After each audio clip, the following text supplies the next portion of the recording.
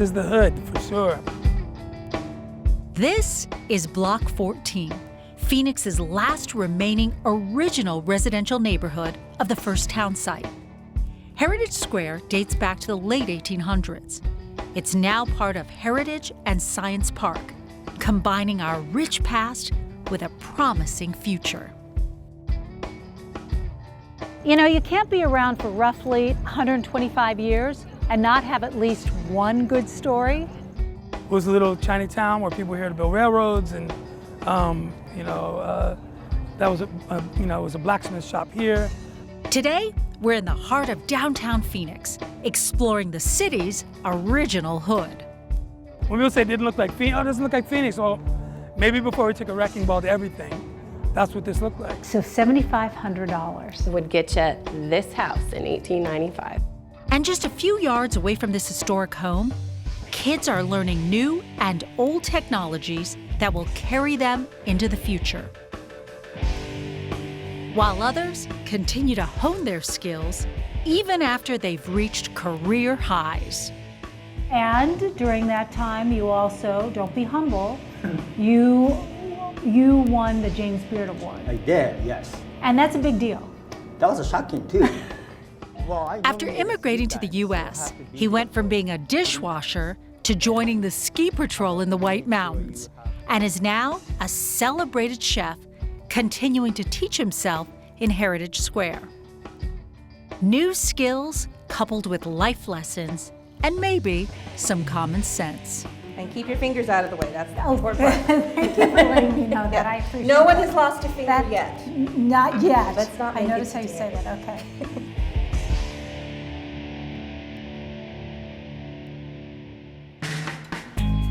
What I love about Arizona is I can always find some kind of cool, quaint neighborhood to explore and a great cup of coffee to start my day. So today I am starting my day here in downtown Phoenix in Heritage Square. It's kind of the city's original hood. Now many of you may be familiar with the Science Center, which is part of this park, but you may not be as familiar with some of the other things to see and do in this area, so I thought, why not check it out? Let's go.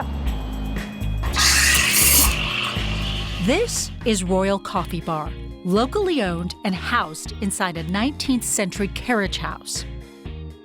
Hector Ruiz and his wife Michelle own and run the joint and their 3 other coffee houses in Phoenix and Tempe. But this one is home base, where they roast their own beans and source them out to their other locations. So what is it like being part of Heritage Square? It's an historic neighborhood, it's downtown, it's got a different vibe than probably where your other coffee shops are located. It's really cool because especially with the development of Phoenix and how quick everything's growing, it's nice to hit the brakes and see a place that hasn't changed for 100 years. Yeah, so that's it's fun right. to be in a building that's from 1899. Although this neighborhood has seen some big changes over the last 100+ years, Heritage Square is all that's left of the first town site's original city block, known as Block 14. Several of the turn-of-the-century buildings still stand, refurbished, some repurposed, linking old-world charm to our modern-day culture and conveniences. Does it feel like a neighborhood still, even though you are downtown in the city? It does that. We have all our regulars, so I do see the same faces all the time, so it does have a kind of neighborhood feel like that. Let's talk a little bit about the roasting. I'm a big coffee and tea drinker, but a lot of places I go to don't actually roast their own beans. They ship them in. Yeah, I mean, it is kind of a dying art, but what makes us stand out a little is that we can control the roast. We can do dark roast, light roast, but we tend to do a medium roast on our beans here and try to get a good flavor profile out of them. And the beans are fresher. We're roasting every 2-3 days here, so you're always getting freshest beans. So that makes you unique. Anything else that you would say makes Royal Coffee unique versus some of the other coffee houses in town? I think because we're a little small too, we small batch roast, so we're able to get coffees from all over the world and always have a variety of different coffees on the shelf. So whether it's from Guatemala or Africa, Mexico, there's all different kinds of coffees to try. So do you feel that since you took over Royal Coffee, you've become over-caffeinated? Oh yeah. It's coursing through my veins at all It is times. coursing. Well, you know, I just read an article the other day that talked about the benefits of caffeine. So it just was an excuse for me to have my third cup of coffee of the day.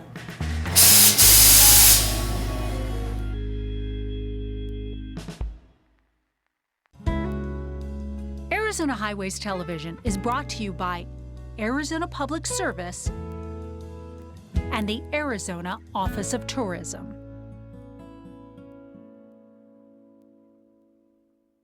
Think Arizona was once just the Wild Wild West? Well, sometimes it feels like it still is. But what you may not know is that Phoenix was built with some Victorian refinement.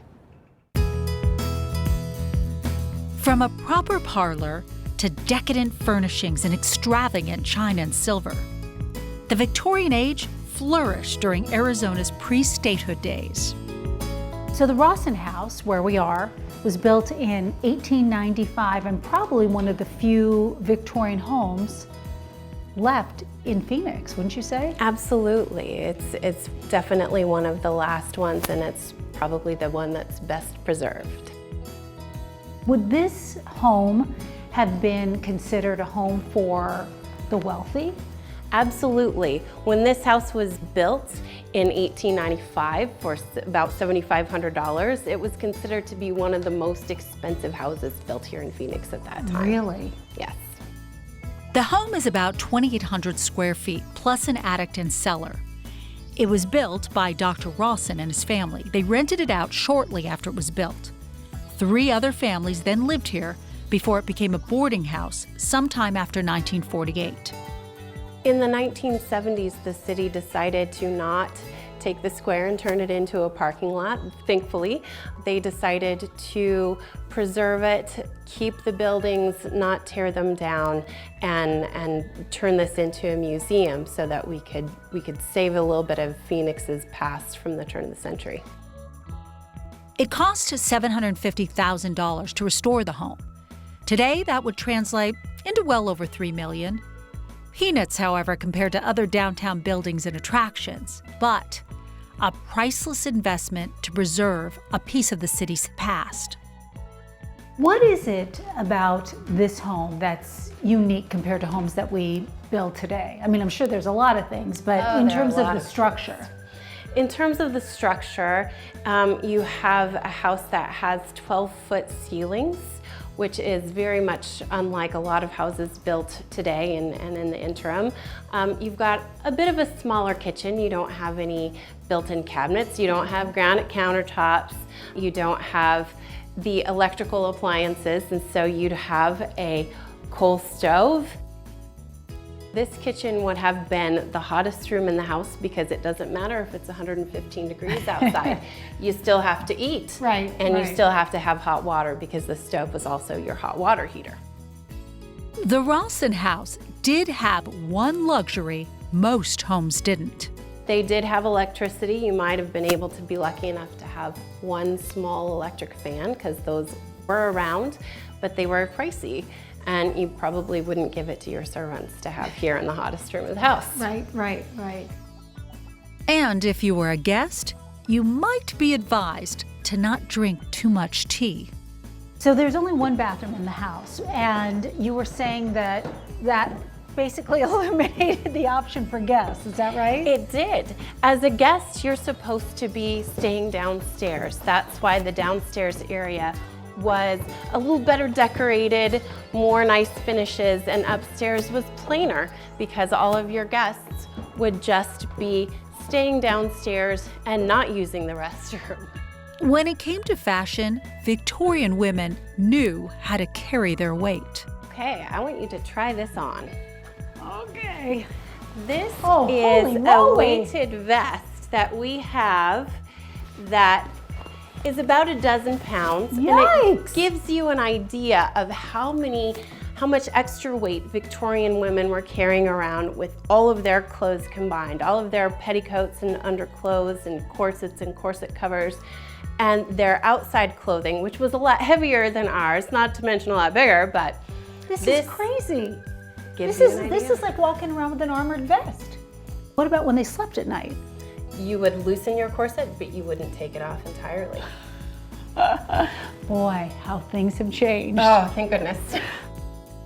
The Ralston House gives insight to not only how the better half lived, but also how they made their living. This room we have set up as the doctor's office. We know that the men who lived here, the different families, used this as an office. And we think that Dr. Rawson likely used this as a medical office for a time. Dr. Rawson had a degree from the University of Virginia at a time when most of the doctors here in the United States had no formal training. They might have mentored with someone, might have some common sense knowledge, but he was more educated than most. He graduated in 1872 after taking 4 classes to become a surgeon. That's another piece of the past that has, thankfully, progressed.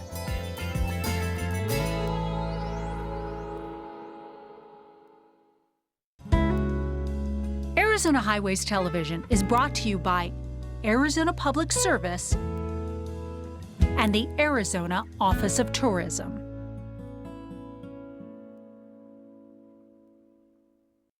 I am standing at the crossroads of history and innovation, a roundabout smack dab in the middle of downtown Phoenix, where science, design, and creativity collide the past with the future. Now to my right is Heritage Square, dating back more than a century. And this is Handcrafted, a maker space that inspires creativity by letting you use tools from the past so you can experience history firsthand. To my left is Create, a 21st century space at the Arizona Science Center, devoted to inspiring creativity that'll direct future experiences. Welcome to Create at Arizona Science Center. It's a place where you can imagine, design, make, and connect. Basically build anything that you can dream of. This is such a great space. Come on, let's just take a look. Everything in here is hands-on, and if you don't know what making is, we can help you. We start with the basics, building with Legos, building with blocks, letting your imagination run wild. Back here in Zone 1 is a place where you get to do that. And then in Zone 2, once you've built your confidence, we have a chance for you to get hands-on with our laser cut materials like lamps, toys. You can design them and decorate them and really make them your own. But once you've got that under your own belt, you can make them even bigger by taking one of our workshops over in our Artistry Hub, Electronic Zone, or even our workshop. Over here in our electronic zone, we have a suite of 3D printers where you can start to design anything. You can make game pieces, bases, toys, even pieces of equipment that might have been broken. It's a great way to think about sustainability from a new and old tech standpoint. You can laser cut. We've got laser cutters that you can learn to use, making anything from ornaments to your own business where maybe you want to sell jewelry or make speakers. You can start to custom design your own pieces over here on the laser cutters. Right back this way, we have our Artistry Hub. You can work on anything from sewing to painting. In the back, we have a piece that was made by one of our team members, sewing in wearable electronics. We can teach you how to code, we can teach you how to sew, paint, make gaming pieces, t-shirts, custom designed. And then in our workshop, back here, you could make anything from your front door to designing a rocking chair if you wanted to.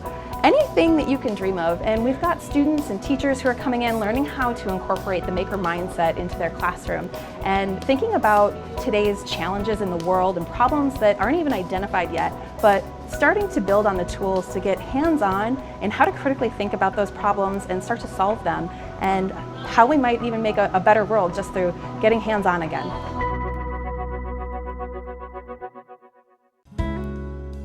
Arizona Highways Television is brought to you by Arizona Public Service and the Arizona Office of Tourism.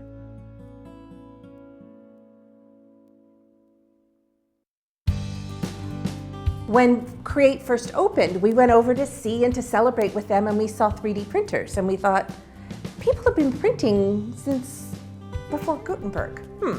And then we saw the sewing machines, like people have been sewing for a while, and then the big, I don't even know what it's called, the laser cutter where it burns out on the wood. And like, people have been doing woodwork for a while too. So that was one of the main sources of inspiration for handcrafted, because you can do all of those things but using pre-electric tools. Across the street from Create is Handcrafted. Here, you won't find computers, lasers, or 3D printers. We have a letterpress where you pull down the handle, it goes ka-chunk, and then you've printed something. Nothing works unless you do. Handcrafted takes do-it-yourself to the extreme. It's just a very different world. And I think showing up those differences is eye-opening for people. While Create is a makerspace with high-tech tools, Handcrafted calls itself a vintage makerspace, and you only use antique tools. This old house is also divided into zones. The first room is junk. To invent something, all you need is imagination and a big pile of junk from Albert Einstein. You bring the imagination, we got plenty of junk. And so the idea is to inspire some creativity in people who were trained in school to never make mistakes, always follow the rules. And here, let's break a couple rules, let's experiment. And if it doesn't turn out, that's okay, because you're just practicing and playing. Then you have fiber. It's everything about yarn and knitting and crocheting and weaving and fabric and sewing and all of those kinds of things. And now we've come to the wood room. So what do we have here, Jennifer? We have a human-powered scroll saw. It was patented in 1886, and it's a really wonderful machine that works like a bicycle. Okay, so this is really for real. It is for real. Climb on. Like people actually did this. They did. This was somebody's job. Okay. So you're going to pedal and just watch what happens with the blade. Holy moly! It's like a woodpecker. Yeah. Oh my gosh! Oh my gosh, look at it go! Whoa! That was great! Congratulations, fantastic. This is so much better than a knife or a saw. Now on to something I'm a little more familiar with. So I want to know, when someone comes in here, who is most fascinated by seeing a typewriter? They're kids who go, what is that? Or adults who grew up typing and want to try it again? It's a little of both. It's mostly the kids are so amazed because they've never had a mechanical one where they really have to push hard. So Well, they most of them have probably just never touched a typewriter, period. They have not. right? Oh, I've seen it in movies, they tell me. This is from 1930, and so they've never seen the carriage, and they've heard the ding, but they've never known what it meant before. So type a line. Oh, this is called Yep. the infamous hunting and pecking. Aha. This is how I work on my computer. Ah, the infamous ding. This one's much older, from 1915, and the first one where you could see what you were typing as you typed it. So hit a couple of keys and watch what happens. Ooh, wow, this is so different. It's called a bat wing, and the keys come down from the side. So this one was developed to be portable, and it's got these wings on it. So lift it up and see how portable it feels to you. oh my gosh. Was it for weightlifters? Have you damaged yourself? I hope not. Portable for who? Yeah, portable had Strength a whole trainers? different meaning. Wow. All right, let's see what's over here. So what is this contraption? This is called a letterpress. This one is from 1958, but they actually didn't change too dramatically since the early 1900s. So this would be made for cards or or possibly for Business letterhead? forms, Okay. absolutely. Letterhead, it's great for that. Anything where you need a lot of copies of exactly the same thing. I'm going to put just a little, like less than you put on your toothbrush.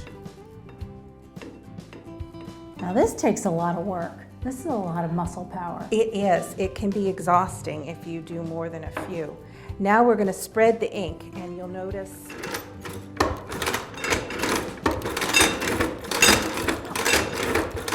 as the table turns, it's spreading the ink, and this might take a minute. Push All right, down, let me try. So hold just it, and push then down let it go and hold again. it? Yeah, Okay. just for a second. All right, so, oh, wow. it's great to see both. It's great to see new technology and old technology, and particularly how we can merge the two.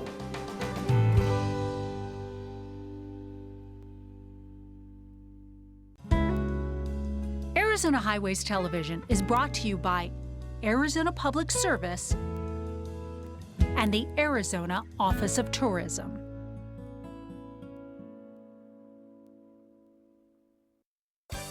As our day starts to wind down here on Block 14, we sit down with Japanese chef Nobu at his restaurant at Teeter House. So you went from a dishwasher to a ski bum to a James Beard award-winning chef. Yeah. That is the American dream. I don't know what's next. I don't know what's next, but I think anything is possible. What are the odds of two James Beard award-winning chefs not only in the same city, but on the same block? Nobu at Teeter House and Pizzeria Bianco are neighbors, both calling Heritage Square home. This is the hood for sure. It's a magical place. On any given night, you will run into long lines waiting for a table at Pizzeria Bianco, voted the best pizza in the country. But James Beard award-winning chef Chris Bianco didn't want to talk about that, his food, or his new cookbook. So talk about Heritage Square? Let's do it. Well, you know what? I started coming down here about 1988. Actually, exactly 1988. There was the only farmer's market that I knew of that was in that square. And this was, you could park here, it was an open street. And very long story short, I fell in love with it. I fell in love with that building. Across the street at Teeter House, Chef Nobu echoes Chris's sentiments about the charm and pull of this downtown Phoenix neighborhood. This has more feel because the house built in 1899. So we thought like, wow, this is like cool if we could be able to do something here. It was a challenge because it's house. It's not a restaurant and no kitchens. While he also talks about his French and Western executed Japanese food. Appetizer, entree, dessert, it's not like that. It's a bunch of small bites. I think it's different than any other place. And also, not much quantity, but a different type of flavor profile. They never think about it. Chef Nobu also makes a candid confession. Do you have any formal training as a chef? No, because I was not really passionate for cooking to come here. I was passionate to come in America.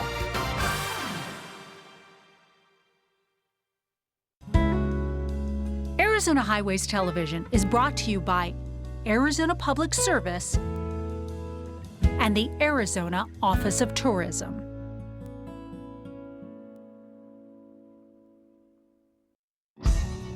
It's nice to hit the brakes and see a place, that hasn't changed for 100 years. They do say the more things change, the more they stay the same. And Block 14, the last remaining original city block in Phoenix, has seen more than a century of changes.